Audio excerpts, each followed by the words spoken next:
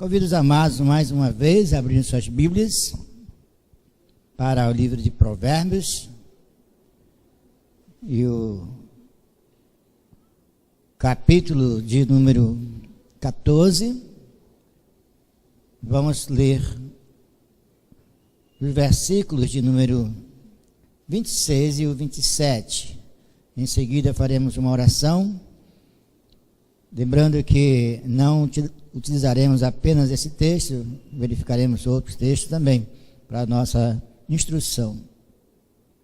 Provérbios 14, versos 26 e 27 diz: No temor do Senhor tem o homem forte amparo, e isto é refúgio para seus filhos. O temor do Senhor é fonte de vida para evitar os laços da morte. Querido Deus e Pai Celestial, graças te rendemos pela Tua palavra lida aos nossos corações. Graças te rendemos, Senhor, pelas Tuas misericórdias sobre as nossas vidas, pelo Teu infinito amor para conosco, Senhor, pelo Teu perdão, ó Pai. Te louvamos, Pai, porque o Senhor nos amou e o Senhor providenciou a nós a salvação eterna. E somos gratos a Ti, porque o Senhor estendeu a nós a Tua graça, Senhor. E hoje nós temos esse privilégio de poder compartilhar a palavra do Senhor, te louvar, te engrandecer, bendizer o Teu nome, Senhor, por causa do Teu grande amor para conosco. Em nome de Jesus, nós agradecemos. Amém. A fonte da vida eterna, né? É isso? Cadê? Vamos pensar um pouco, irmãos e amigos, a respeito desse tema. Vamos refletir um pouco. Vamos elevar o nosso pensamento para essa compreensão do que isto significa para cada um de nós, para cada um daqueles que nos ouvem.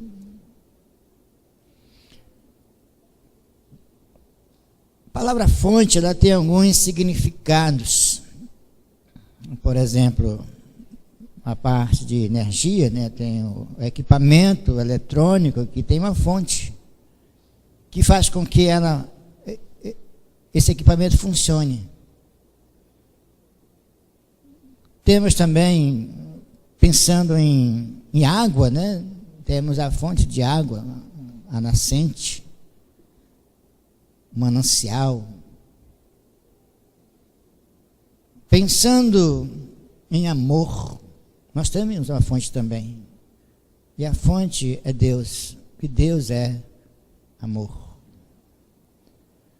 Mas nessa noite queremos tratar um pouco de fonte no contexto que está aqui, na palavra de Deus, relacionado à vida eterna. A fonte da vida. A fonte da vida eterna. O livro de Provérbios nos diz nesse texto que o temor do Senhor é a fonte de vida para evitar os laços da morte, né? Deus, quando chamou a nação, o povo de Israel do Egito, eu gostaria de compartilhar com os amados esse texto ali, de Deuteronômio 30. E Deus conduziu aquele povo pelo deserto, proporcionando a eles tudo aquilo que eles precisavam para adentrar na terra prometida, Canaã. E durante aqueles 40 anos, Deus proporcionou a eles tudo o que era necessário para que aquela promessa que Ele havia dado se concretizasse na vida deles. Água, comida, preservação da roupa e tudo mais. Mas Deus também colocou uma condição para aquele povo. Deus deu a eles ordens, mandamentos que deveriam obedecer. No capítulo 30 de Deuteronômio, por intermédio de Moisés, pouco antes de ele ser substituído por Josué, o Senhor coloca diante deles esse desafio. E no versículo 15 do capítulo 30, ele diz: vê que proponho hoje a vida e o bem, a morte e o mal. A minha proposta para vocês é: vocês poderão ter vida ou poderão ter morte. Poderão viver uma vida de bonança ou poderão ter uma vida de miséria. Isso vai depender de cada um de vocês. No versículo 16 diz: se guardares o mandamento que hoje te ordeno. Primeiro mandamento que o Senhor ordena é amar o Senhor sobre todas as coisas. É a devoção que devemos ter àquele que é a fonte da vida. Ele continua dizendo: se guardares meus mandamentos que eu te ordeno. E qual é o mandamento? Que ames o Senhor teu Deus. Que ande nos seus caminhos. E guarde os seus mandamentos e os seus estatutos e os seus juízos. Então viverás e te multiplicarás, e o Senhor teu Deus te abençoará na terra a qual passas a possuir. Canaã estava logo ali diante deles.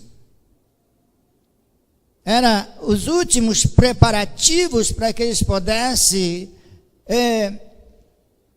entrar naquela terra tão esperada, tão almejada, tão sonhada por seus pais e por eles.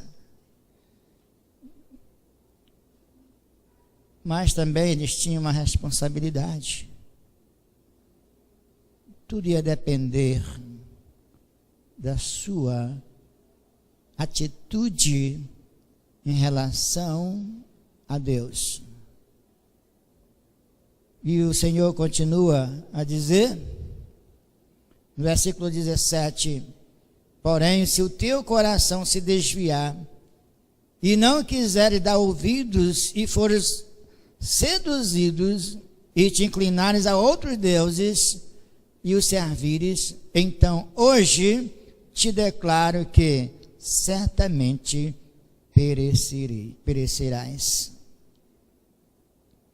Não permanecerá longo tempo na terra a qual vais passando o Jordão para possuires. Vocês poderão desfrutar de vida se obedecerem, se me amarem, disse o Senhor. Se vocês não me trocarem por outros deuses. Um dos mandamentos do Senhor é: não terás diante de ti outros deuses, porque não existe um Deus como o nosso Deus. Não existe um Deus tão poderoso, capaz de dar vida a alguém, capaz de proporcionar, inclusive, vida eterna a alguém, capaz de abençoar a vida de alguém. E ele ainda continua a dizer que isso não é coisa difícil. No final do versículo, no versículo 11 do capítulo 30, Paulo ele recita esse texto na sua íntegra, lá no capítulo 10 de Romanos. Porque este mandamento que hoje te ordeno não é demasiadamente difícil, nem está longe de ti. O que Deus nos oferece, irmãos, o que Deus nos coloca diante de nós, são coisas que nós podemos fazer. Como o Senhor Jesus disse: tomai sobre vós o meu jugo e aprendam de mim. Por quê? Meu jugo é suave, meu fardo é leve. João diz que os mandamentos do Senhor não são penosos, não são coisas difíceis. E o texto aqui diz que não está nos céus para dizeres: quem subirá para nós, por nós aos céus, que nos traga e nos faça ouvir para o cumprires.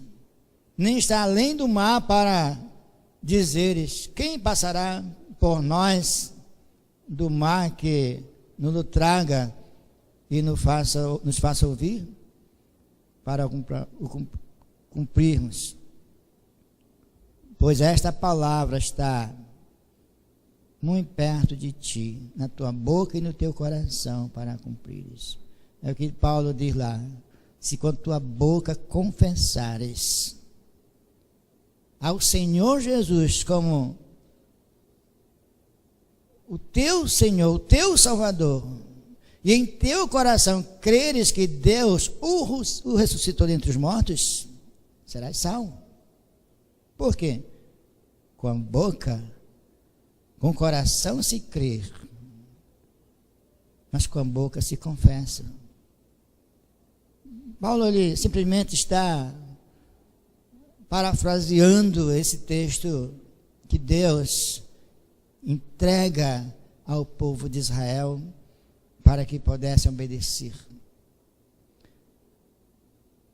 A fonte da vida eterna, ela é o próprio Deus. Só Ele pode dar a vida a alguém. Só Ele pode dar a vida eterna. Jesus, ao ensinar essas coisas, nos fala, irmãos, lá em João capítulo 3, versículo de número 36, nós vamos observar alguns textos.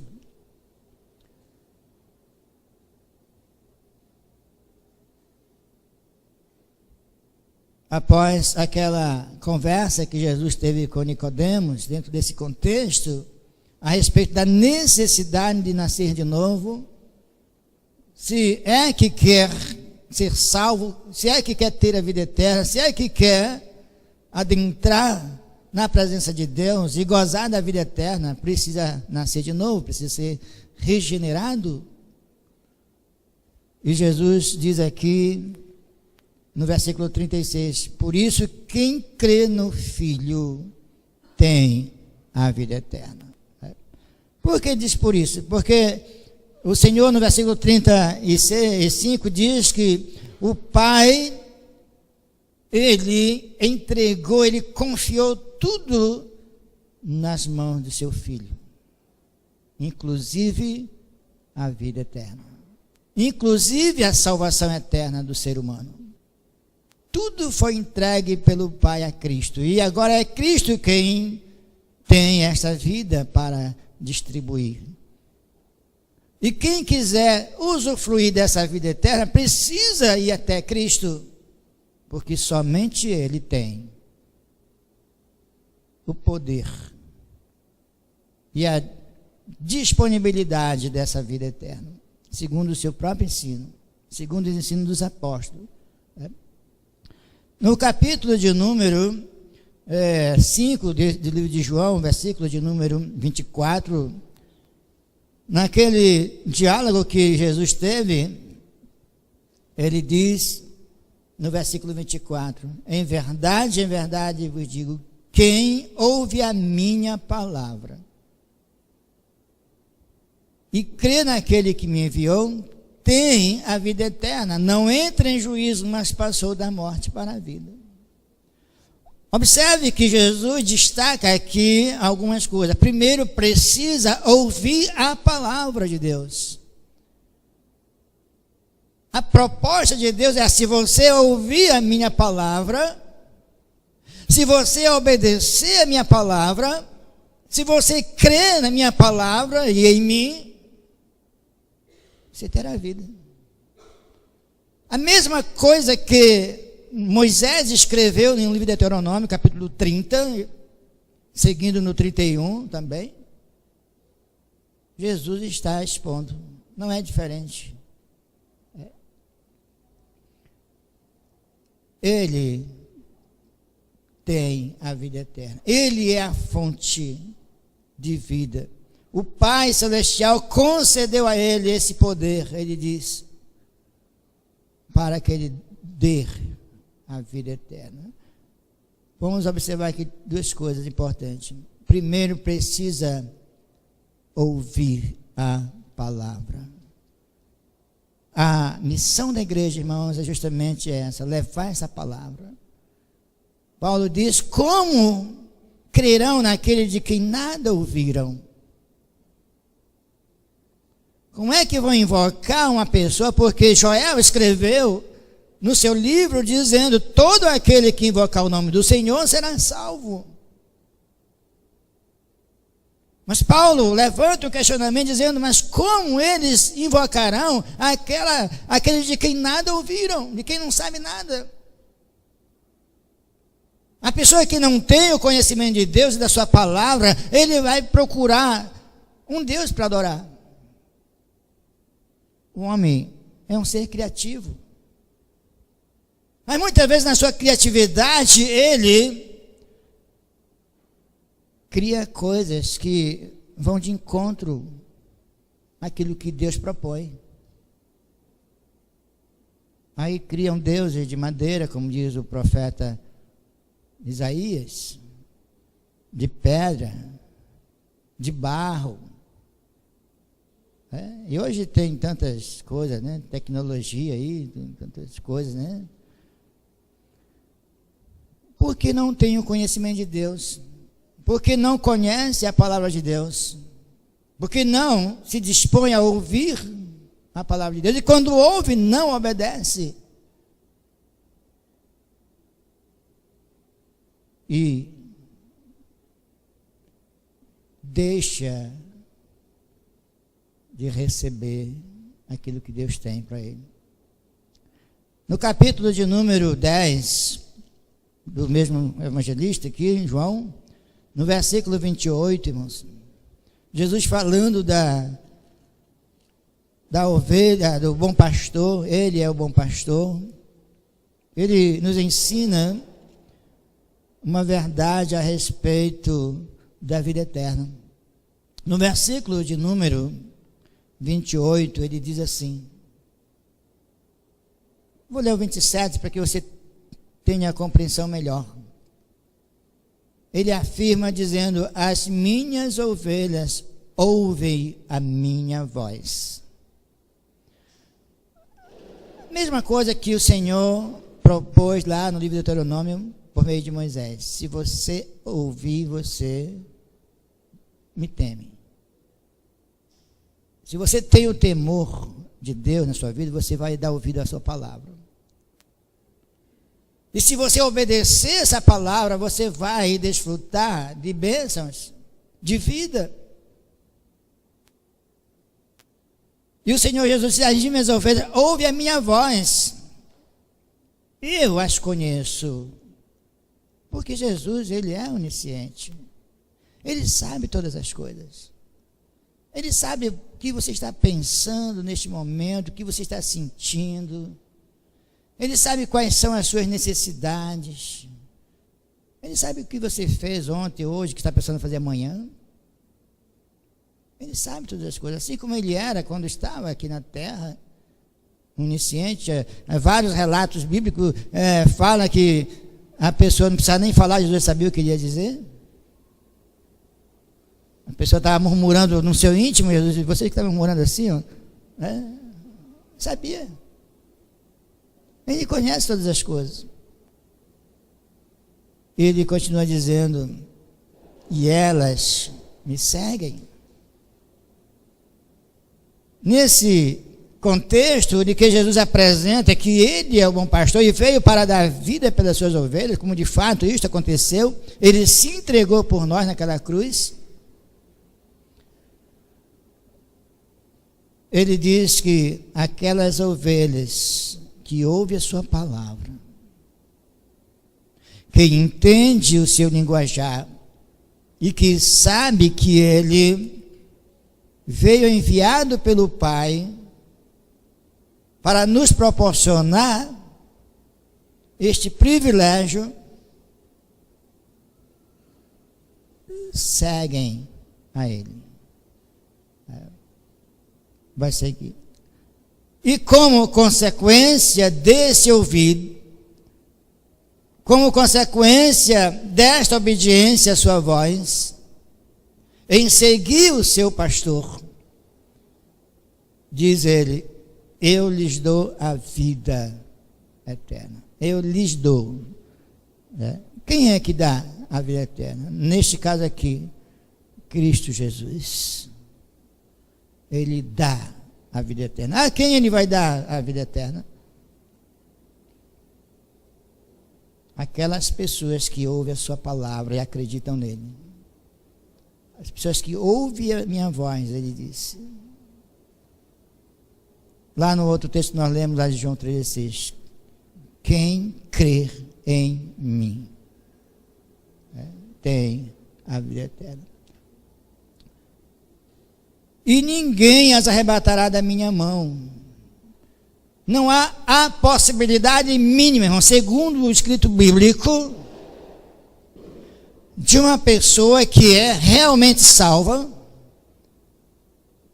Não podemos nos enganar. O próprio Cristo afirmou: nem todo aquele que me diz Senhor, Senhor entrará no reino do céu. Tem tanta gente, irmãos, dizendo que é um crente, dizendo que é salvo, mas na verdade não é. Diz Jesus aqui, aquela pessoa que realmente detém em sua vida a vida eterna, que ele deu a vida eterna a essa pessoa, ninguém pode arrebatar da sua mão. Não há essa possibilidade.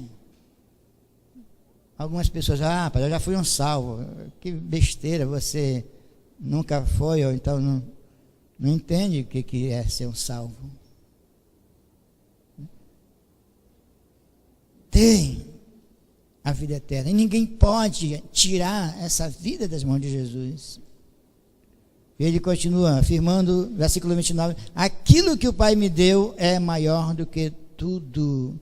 E da mão do Pai ninguém pode arrebatar. Por quê? Eu e o Pai somos um. Há uma unidade. Há uma perfeita integração de propósitos do Pai e do Filho.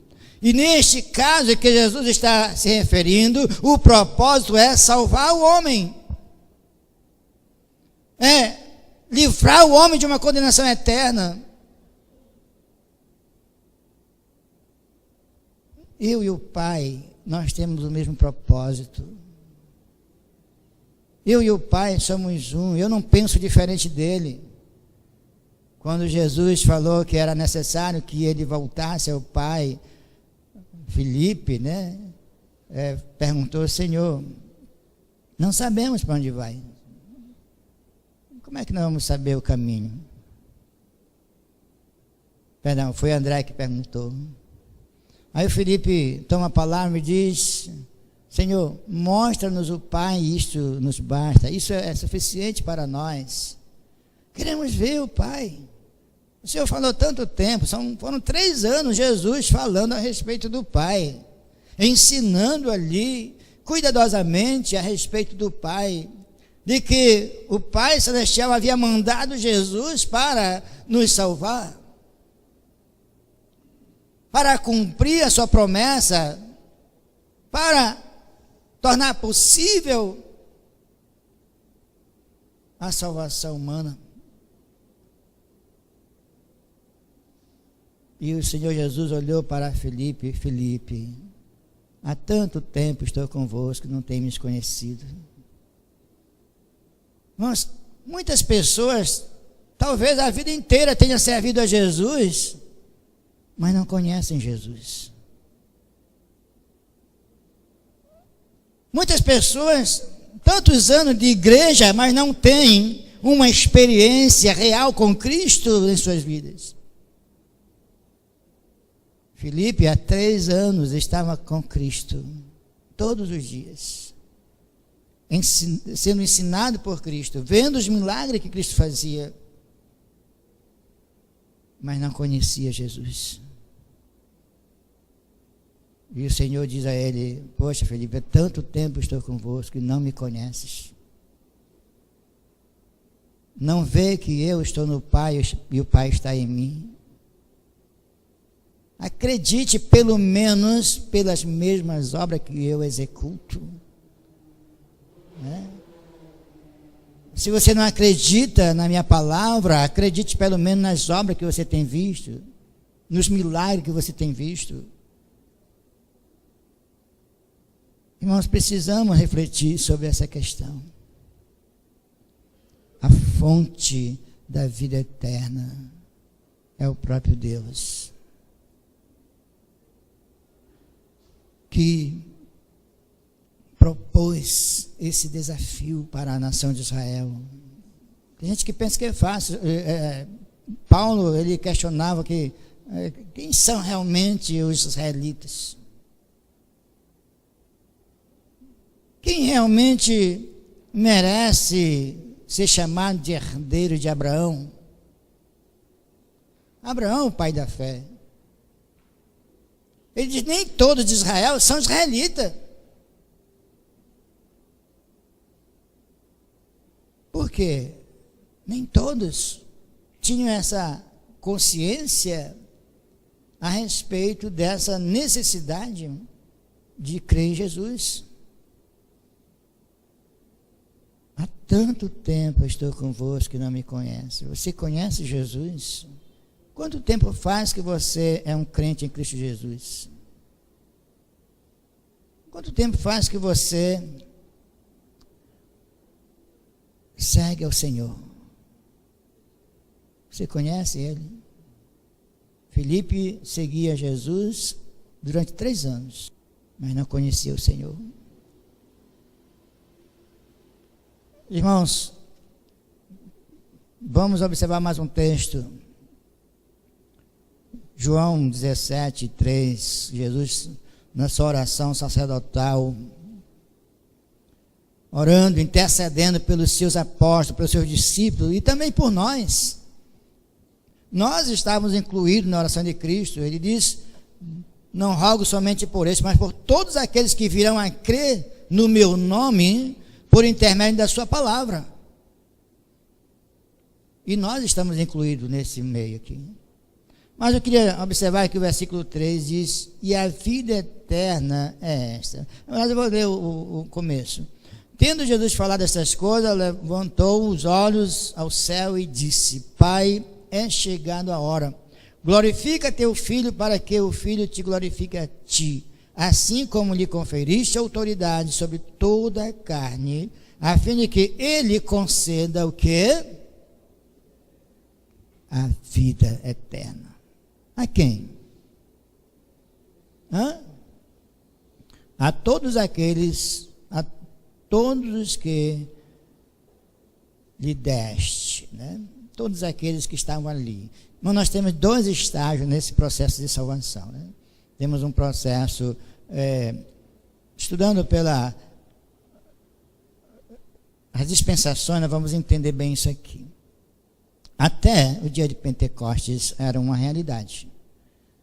Do dia de Pentecostes para cá é uma outra realidade. Durante o ministério de Jesus, Jesus estava ali pregando, ensinando, e ele incentivando as pessoas a crer.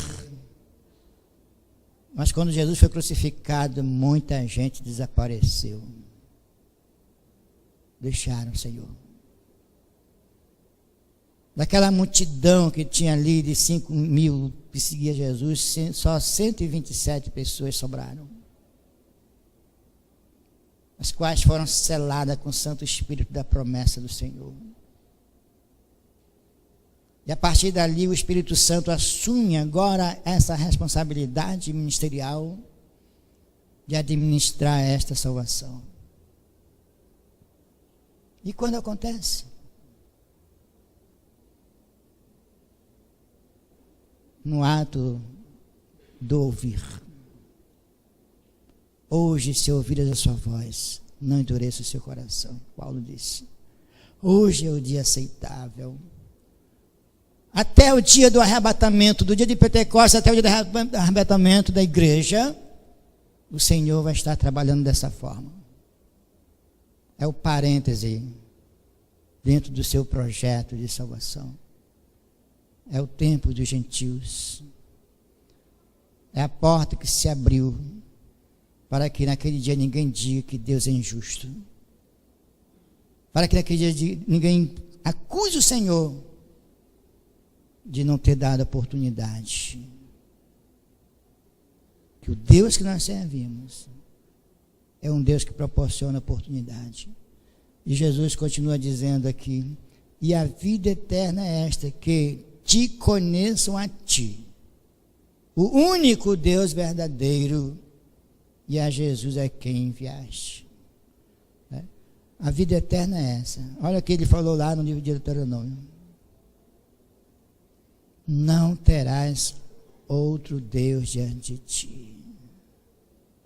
Se nós formos olhar o livro de Apocalipse, nós não vamos ver, porque não vai dar tempo, mas diz o texto ali que fora da cidade celestial, a nova Jerusalém que desce do céu ataviada como noiva para o seu esposo, fora ficarão dela os idólatras, os feiticeiros. Eu vou olhar para aqueles irmãos, não pensem que eu estou inventando, né? Que eu estou... Apocalipse capítulo 22 nos fala isso, irmãos.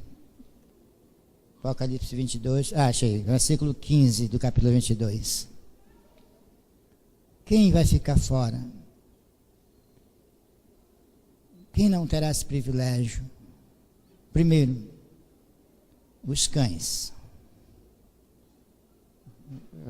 Alguém sugeriu que essa palavra cães, na verdade, seria descrente, né? É o termo utilizado pelos judeus na época, que chamavam os gentios de cães, né? Mas não é o que está aqui.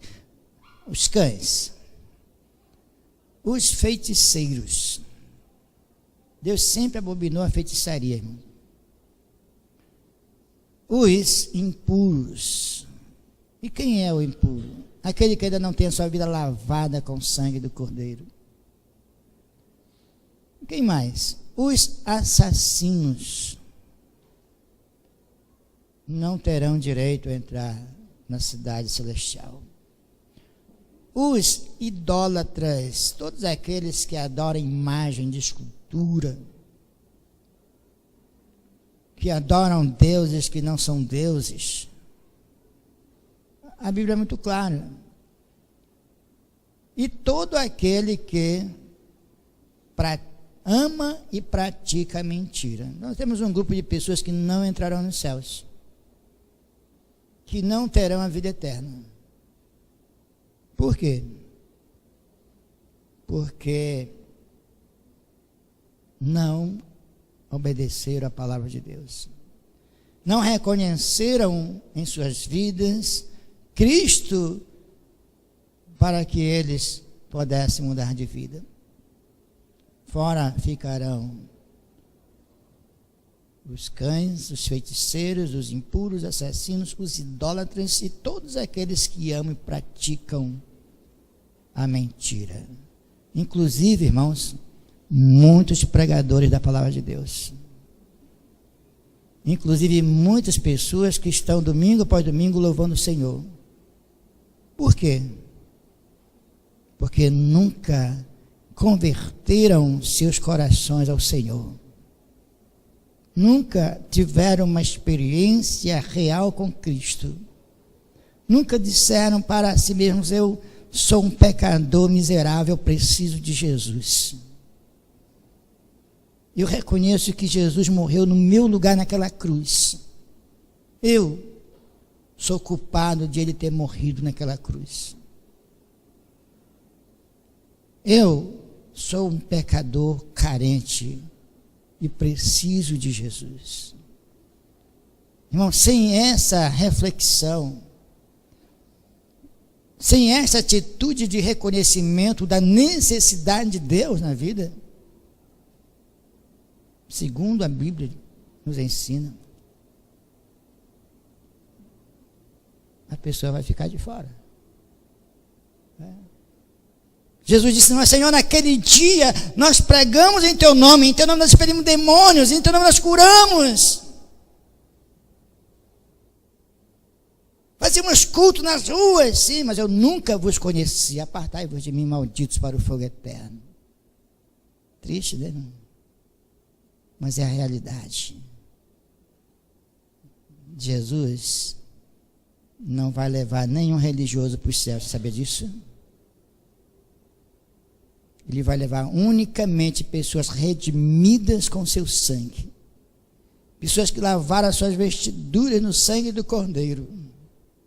Eu nasci na igreja, talvez nasceu na igreja, não tinha maternidade, né? Mas qual é o seu comprometimento com Cristo? Qual é a sua relação com Cristo? Irmãos, eu sinto dizer isto, mas muitas pessoas estão se enganando, achando que são salvos e não são. Talvez seja a razão de termos tantos escândalos nas igrejas evangélicas em especial. Talvez seja a razão porque há tantos problemas, porque pessoas ainda não se converteram a Cristo Jesus. Ainda não beberam da fonte, do manancial da vida eterna. E ainda continuam vivendo no velho homem. Ainda não foi transformado em uma nova criatura, como diz a Bíblia. E as coisas velhas continuam fazendo parte da sua vida. Mas no momento que você se despir, como diz o apóstolo Paulo, do velho homem, deixar Cristo reinar na sua vida, sua vida vai ser diferente. Sua vida vai ser outra. Porque você vai passar a beber da fonte. Jesus disse que aquela pessoa que crê nele, do seu interior fluirão rios de água a jorrar para a vida eterna, falando do seu Espírito Santo que haveria de receber aquela pessoa que cresce no seu nome. E desde o dia de Pentecostes tem acontecido na vida das pessoas. E o escritor, o João, diz claramente, ele se referia ao Espírito Santo que ainda não havia sido dado. Essa vida eterna, essa fonte, ela jorra. A sua fonte, irmão, está jorrando. O Espírito Santo está agindo na sua vida. Paulo diz em Romanos capítulo 8 que aquela pessoa que não tem o Espírito de Cristo na sua vida, esse tal não é dele. Essa pessoa ainda não é um salvo ou uma salva. Porque ela ainda não tem o Espírito de Cristo na vida dele. Porque no momento que nós recebemos a Cristo em nossas vidas, nós somos selados com o Santo Espírito da promessa. Paulo diz que ele vem habitar em nós. E a partir dali nós não vivemos mais para nós mesmos, vivemos para o Senhor. Paulo era tão envolvido com o Senhor, o relacionamento dele era tão íntimo com o Senhor, que ele dizia: já não sou eu quem vive, mas Cristo vive em mim. A Bíblia fala de um homem, Enoque, que desenvolveu uma intimidade com Deus, que passou a saciar-se na fonte da vida. E a Bíblia diz que ele já não existia para si mesmo, porque o Senhor o tomou para si. Que maravilha, irmãos. É essa intimidade que Deus quer de nós, é nessa fonte que nós precisamos beber. É nessa fonte que precisamos saciar nossa sede.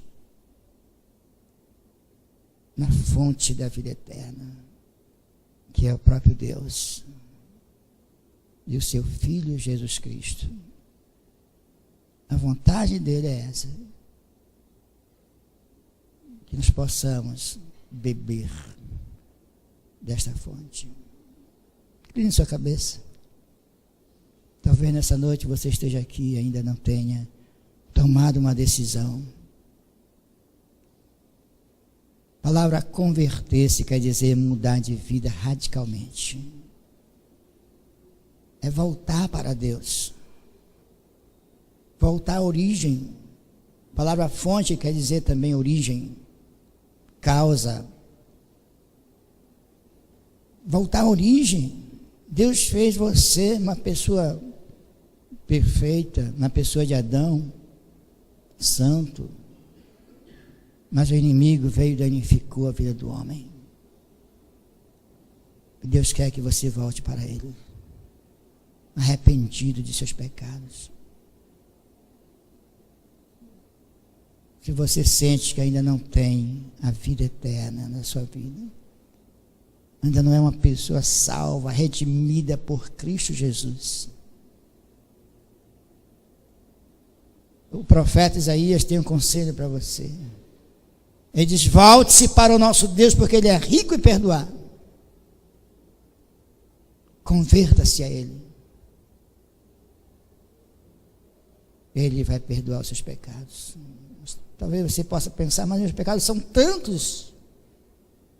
Ele pode perdoar. O sangue de Jesus derramado naquela cruz é suficiente para limpar sua vida, para purificar sua vida, tornar você mais alvo do que a neve. Quanto nesta noite gostaria de dizer: reconheço que sou um pecador e preciso de Jesus. Estou aqui arrependido dos meus pecados. Eu quero deixar minha vida de pecados e quero voltar para o Deus que me criou. Será que existe alguém entre nós?